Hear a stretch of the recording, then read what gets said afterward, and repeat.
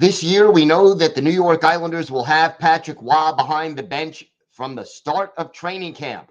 But exactly what kind of an impact will that make on this team? We'll talk about that and a whole lot more coming up on today's Locked On Islanders podcast.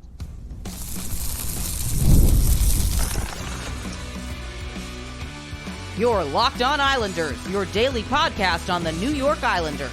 Part of the Locked On Podcast Network, your team every day. Welcome, everybody, to the weekend edition of the Locked On Islanders podcast, part of the Locked On Podcast Network, your team every day. I want to thank everyone who makes Locked On Islanders your first listen every day.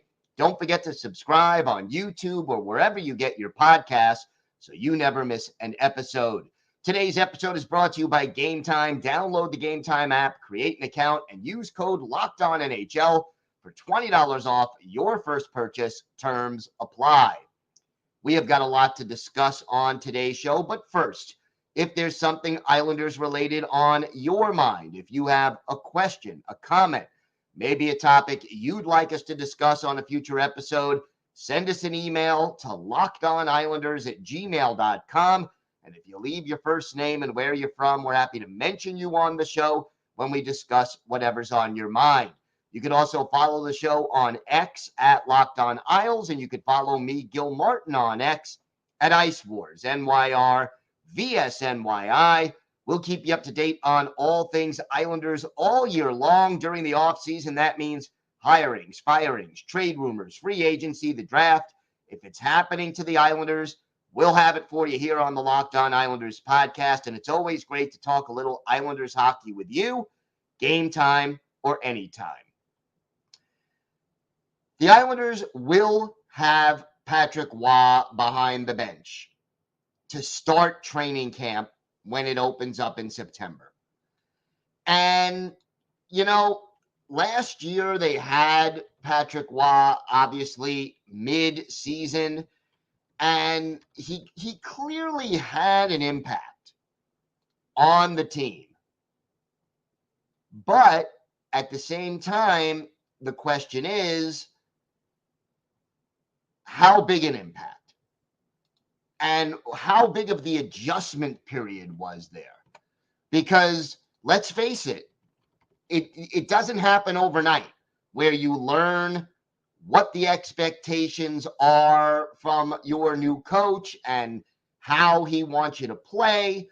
And, you know, the team's roster doesn't necessarily, it wasn't built last year to the specifications of Patrick Roy, and yet it was, something that they all had to adjust to. So Roy was the coach last year for 37 of the 82 games, a little less than half. And the Islanders went 20, 12, and 5 under Roy's tutelage. And again, better than they did under Lane Lambert, no question, but also not exactly where you want to be because here you won 20 games, you lost 17. And, you're just kind of hoping overall that the Islanders can do a little better than that. And look, they certainly, again, did better overall under Roy than they did under Lane Lambert. But hopefully that is there's going to be a little bit better situation this year than there was a year ago, because you're going to have Patrick Roy from the get-go in training camp. He's going to explain to the players, both those returning and those who are new to the franchise, these are my expectations. This is the style I want to play. This is what we need to accomplish to win hockey games. And hopefully, again, that will happen more frequently under Roy. But there's a couple of things that I think I wanted to touch on. And as to how Patrick Roy is going to influence this team. And one of those ways is clearly with roster construction. And the other way is going to be with sort of, I would describe it as the psychological part of the game, the mental part of the game. And when you're talking about roster construction, I think we're already seeing some of the changes that are going to happen. I think the fact that the Islanders re-signed Mike Riley, for example, a puck-moving defenseman who really excelled under Waugh, who gives the Islanders somebody who can help them with that transition from defense to offense in a way that Sebastian Aho wasn't quite as consistent at. And obviously, Aho had more defensive limitations in a way that I think will benefit this team, especially once they've had a full training camp to say, all right, this is how we exit the zone. This is what we want to do. The other area, obviously, is Anthony Duclair. And the Islanders signed Duclair, and Duclair admitted in his press conference after signing with the Islanders as a free agent earlier this month. Wow, it's only been 2.5 weeks. It feels like a lot longer already. But he said, hey, Patrick Waugh, who coached me in juniors, is a huge reason why I decided to sign with the New York Islanders. And it's not just the fact that they were able to get a solid mid-level free agent to sign and to take a little less money than perhaps you might have expected, and to sign a multi-year deal. All of that is really good. But it's the style of play, the type of player that Anthony Duclair is. Anthony Duclair has speed. He knows how to attack the net. He is the kind of player who fits in a little bit better with Patrick Waugh's system and gives the Islanders at least a legitimate 5 out of the 6 players who are going to be playing in their top 6 are proven NHL top 6 players. And I'll take it a step further, okay? I'll take it a step further. I think what we're seeing from Lou Lamoriello this offseason, re-signing Kyle McLean, probably moving on from Oliver Wahlstrom, re-signing Simon Holmstrom, even though we'll see how that works out. Even some of the guys that the Islanders added who are going to most likely play in the minor leagues. Liam Foudy, for example. To me, Foudy, most likely going to start the season in the minors, but if they call him up, if a player ends up getting injured at some point and they have to call up Liam Foudy, again, the speed, the forecheck, the style of play that you want from a team that's going to play Patrick Waugh's system. These may not be earth-shattering major changes, but I think they are changes that allow this team to fit Patrick Waugh's system. Frederick Karlstrom, who signed a minor league deal. Again, just guys who can move, who can skate, who can forecheck. And I think we are going to see more and more of this as time goes on. Whether it's during the season, even before the season, or at the trade deadline, I expect over the course of this season, probably into next season, Lou Lamoriello and whoever else may be making decisions in conjunction with Patrick Waugh, they're going to get more guys who can fit the way this team wants to play under Waugh. And that is, again, a step forward. We've talked, everydayers know, we've discussed different ways over the course of this offseason that the Islanders could get better, even without making any additional moves. And we talked about Ilya Sorokin bouncing back, or the penalty kill under new coach Tommy Albaline just being a little bit better. But making over the roster in a way that benefits and puts the players in place that Patrick Waugh wants, whether it's Anthony Duclair or Mike Riley or other players who may be coming down the pike and players who will likely eventually be leaving. I think Waugh is starting to put his stamp on this team, and the fact that they'll have him from the get-go this year will be helpful to the New York Islanders, and is another way they may be able to improve. Now, we talked a little bit about the construction of this team. In our next segment, we're going to talk about another way that the New York Islanders could benefit from Patrick Waugh being there from day one. We'll talk about that. Plus, we'll look back at the very first shutout in Islanders history, and believe me, it wasn't until their third NHL season. And for our Islanders birthday of the day, a Yale alumni who played defense for the Islanders in the late 1990s and early 2000s, never became a full-time player, but was very productive while he was here.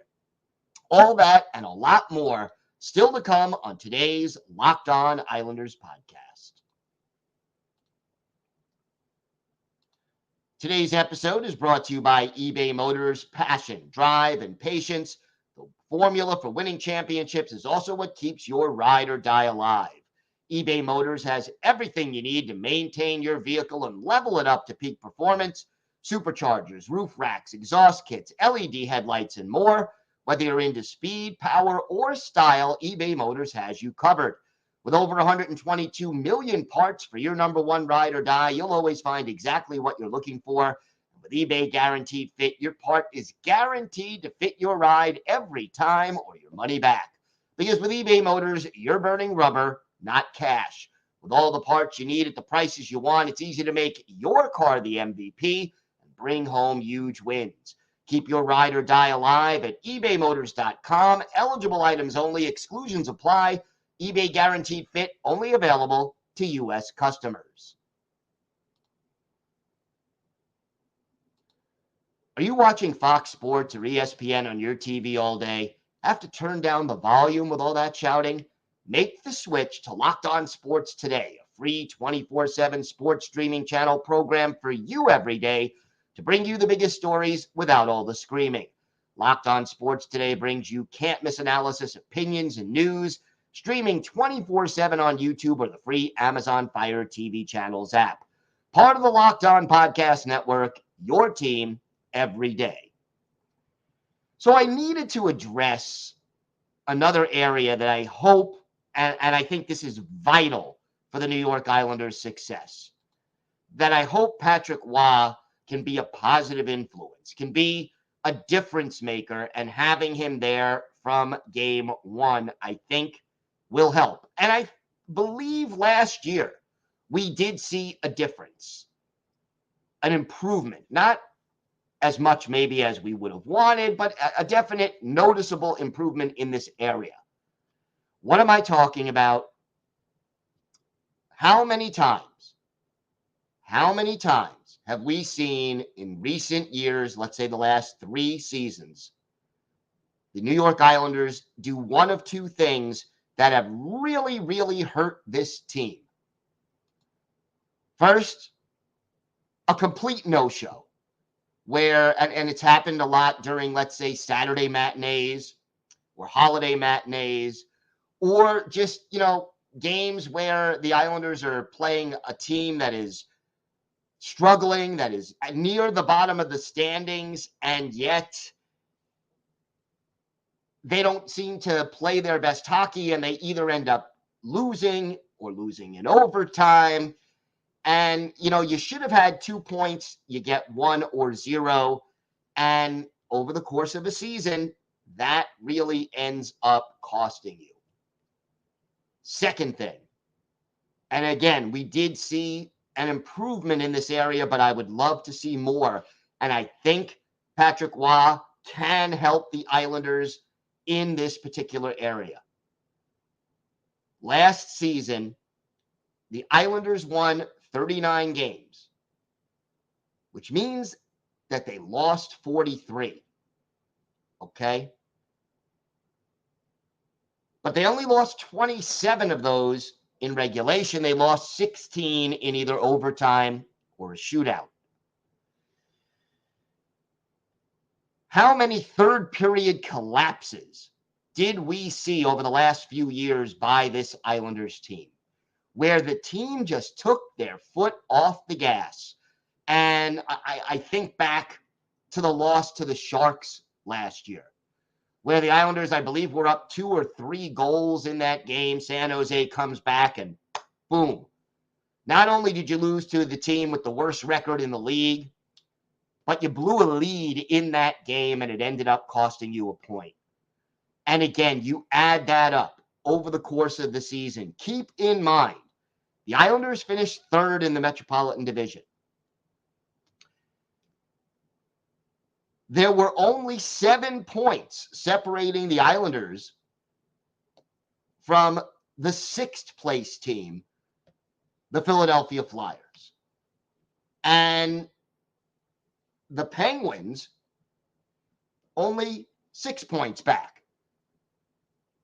If the Islanders turn some of those overtime losses or collapses into regulation wins, it not only does it help the team in the standings, but obviously psychologically, that will have a big impact on this team.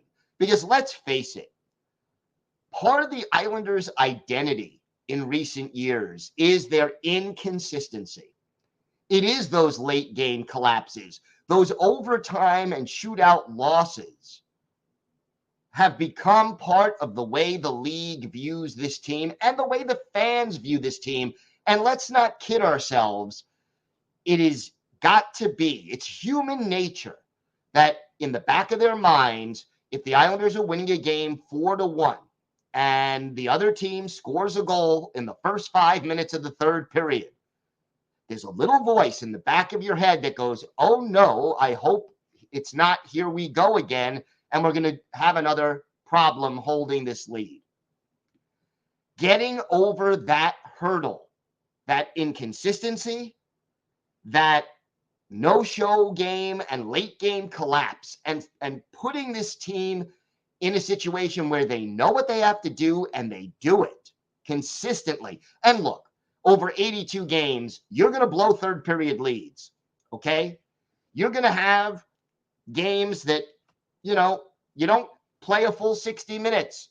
There's even going to be a couple of no-shows over the course of a season, whether it's because of travel, injuries, distractions, whatever it is. There's going to be bad games. The question is, how often? And does it become a part of this team's identity? And the answer has to be not very often, and no, it's not a part of this team's identity. So if you take those 16 overtime losses of a year ago, and let's even knock it down to 10, and give yourself 6 more points in the standings, that alone would have taken the Islanders to 100 points. Another thing, with Anthony Duclair joining this team, with Maxim Siplakov joining this team, a 30-plus goal scorer in the KHL. Can the Islanders just be average in shootouts? Again, these are points that add up at the end of the season. Can we put together 4 or 5 guys who can rotate in and be the 3 guys in a shootout where you don't go into a shootout saying, oh no, we're doomed. We're 1-7-1, 1-7 rather, or 1-5 in shootouts this year. Get me to 3-3 or 4-4. Get me to average. These little things, by having a faster and hopefully slightly more skilled team, by adding a guy like Duclair, by knowing what is expected of you in all 3 zones for all 60 minutes, these are all ways the Islanders can benefit from having Patrick Roy there from the start of training camp this year and just knowing what's expected of them, knowing the system, and practicing it over and over and over again. Let's face it, there's not a lot of practice time anymore in an NHL schedule between travel, back-to-backs, rest days that you need. The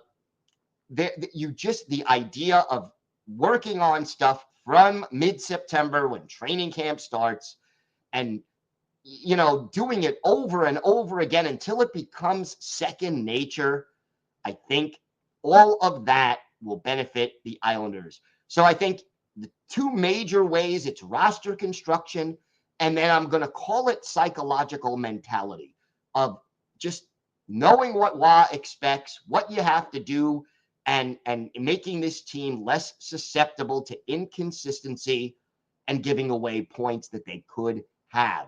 You put that together, it could help this team next year. All right, we have got more to get to on today's show. We're going to take a look back. Do you realize that the Islanders did not have a shutout as a team until their third season in the NHL?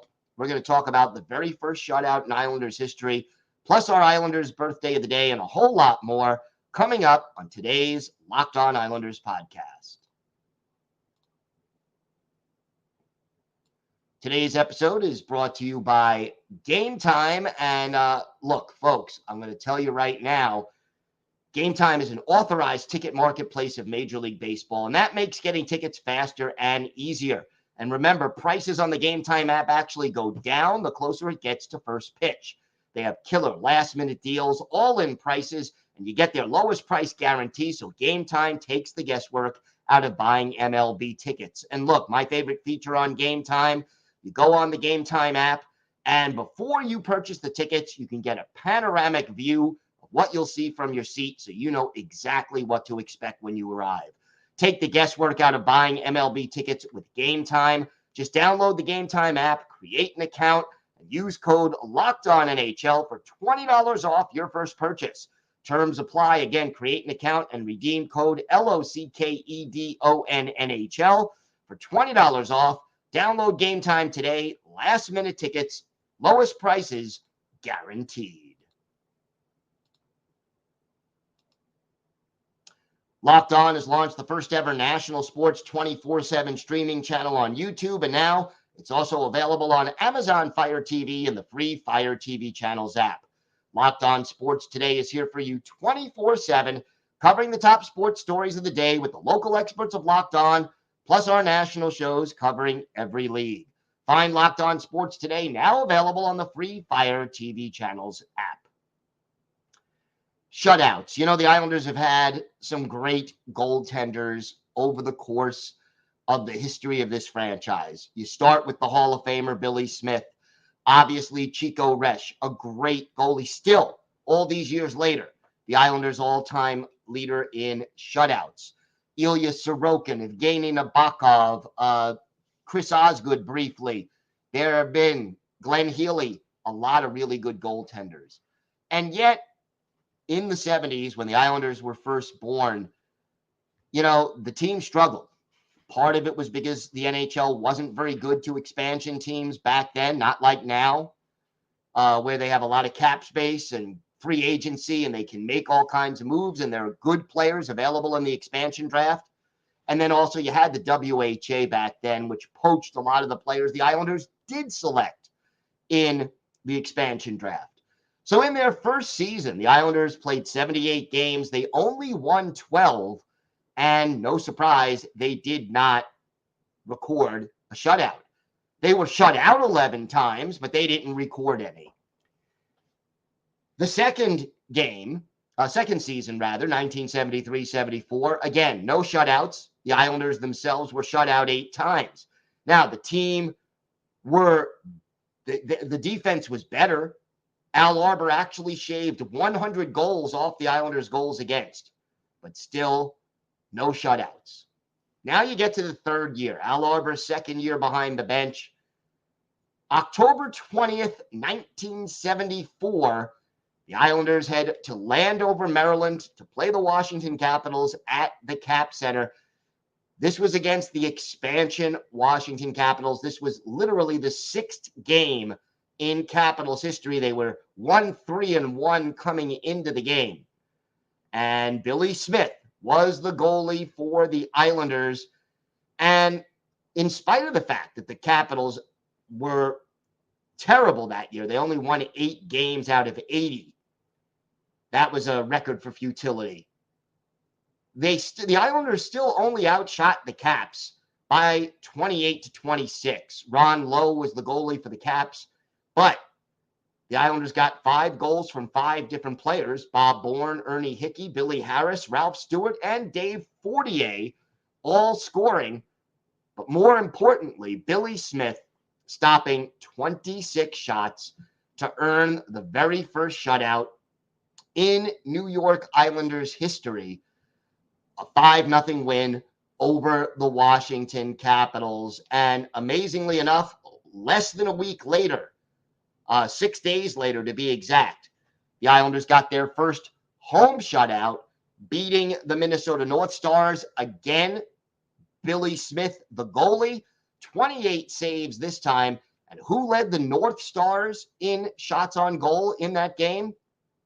J.P. Parise, who in a few months would then join the New York Islanders. Islanders won that one 4-0. And not only were these the first 2 shutouts in Islanders history, but they were the first 2 shutouts in the career of Hall of Fame goalie Billy Smith. Now, Smith would play with the Islanders all the way through the 1988-89 season, and he would retire with 22 career shutouts, all of them with the New York Islanders. So nice memories there. The very first and second shutout in Islanders history. Hard to believe it took until the 3rd season for the Isles to reach that milestone. Time now for our Islanders birthday of the day, and Saturday will be the 48th birthday of, this is a tough one, former Islanders defenseman Ray Giroux, the North Bay, Ontario native, drafted by the Flyers in the 8th round back in 1994, 6'1", 190 pounds, 4 years at Yale, never played for the Flyers, joined the Islanders during the 1999-2000 season, played 14 games for the Islanders that year, and had 9 assists. I mean, that is just, that is essentially like a 55 assist pace if you made it out to an 82 game schedule. He played 2 more games with the Isles in 2001, 2002, played 11 games for the Devils in both 2002, 2003 and 2003, 2004, and then finished his career in Europe. Only played 38 career NHL games, never scored a goal, but had 13 assists and 22 penalty minutes, played 4 playoff games, all of those with the Devils. You would think a guy who was that productive offensively would get a little bit more of a look, but Ray Giroux never did. One of his better games as an Islander, April 9th, 2000, Islanders hosting the Florida Panthers at the Nassau Veterans Memorial Coliseum. The goalies, Roberto Luongo for the Islanders, Trevor Kidd for the Panthers. And after the Panthers took a 1-0 lead on a goal by Pavel Bure, Ray Giroux sets up Mariusz Czerkawski on the power play. Claude Lapointe, the other assist, game tied 1-1. And then later on in the period, second period here, Ray Giroux sets up Mariusz Czerkawski again on the power play. And again, Claude Lapointe with the other assist. The Islanders go on to win this game 3-2. All 3 goals scored by Mariusz Czerkawski. But for our Islanders' birthday of the day, Ray Giroux, he had 2 assists. He had 3 shots on goal, and he played 17 minutes and 37 seconds of ice time. Roberto Luongo, 29 saves to earn the win. So basically, one of the few great moments for Ray Giroux, a 2-point game. He is our Islanders' birthday of the day. I want to thank everyone who makes Locked On Islanders your first listen every day. Every day as we're back on Monday with the biggest stories. Look, August 1st getting closer and closer. Hopefully we'll have some news about Oliver Wahlstrom. We'll keep you up to date on all things Islanders all week and all off season long. Have a great weekend, everybody. Stay safe. And of course, let's go Islanders.